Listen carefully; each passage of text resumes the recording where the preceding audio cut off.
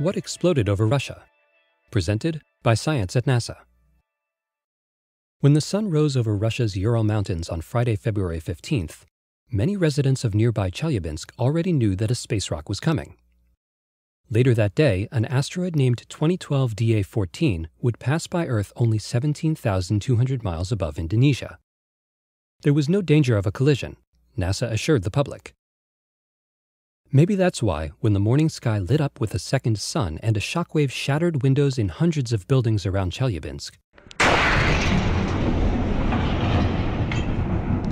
only a few people picking themselves off the ground figured it out right away. This was not a crashing plane or a rocket attack.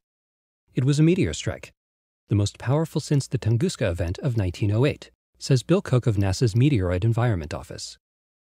In a one-in-a-million coincidence that still has NASA experts shaking their heads, a small asteroid completely unrelated to 2012 DA14 struck Earth only hours before the publicized event.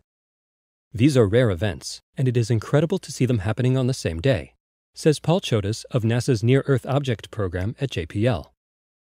Researchers have since pieced together what happened. The most telling information came from a network of infrasound sensors operated by the Comprehensive Test Ban Treaty Organization. Their purpose is to monitor nuclear explosions. Infrasound is a type of very low-frequency sound wave that only elephants, homing pigeons, and a few other animals can hear. It turns out that meteors entering Earth's atmosphere cause ripples of infrasound to spread through the air of our planet. By analyzing infrasound records, it is possible to learn how long a meteor was in the air, which direction it traveled, and how much energy it unleashed. The Russian meteor's infrasound signal was detected by multiple stations, including one in Alaska more than 6,500 kilometers from Chelyabinsk. Western Ontario professor of physics Peter Brown analyzed the data. The asteroid was about 17 meters in diameter and weighed approximately 10,000 metric tons, he reports.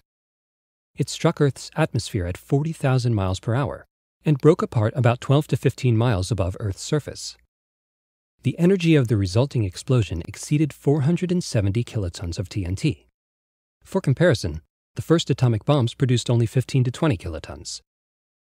Based on the trajectory of the fireball, analysts have also plotted its orbit. It originally came from the asteroid belt, about 2.5 times farther from the Sun than Earth, says Cook. Comparing the orbit of the Russian meteor to that of 2012 DA14, NASA orbit analysts have shown that there is no connection between the two. These are independent objects, Cook says. The fact that they reached Earth on the same day, one just a little closer than the other, appears to be a complete coincidence. Infrasound records confirm that the meteor entered the atmosphere at a shallow angle of about 20 degrees and lasted more than 30 seconds before it exploded. The loud report, which was heard and felt for hundreds of miles, marked the beginning of a scientific scavenger hunt. Thousands of fragments of the meteor are now scattered across the Ural countryside, and a small fraction have already been found. Preliminary reports, mainly communicated through the media, suggest that the asteroid was made mostly of stone with a bit of iron. In other words, a typical asteroid from beyond the orbit of Mars, says Cook.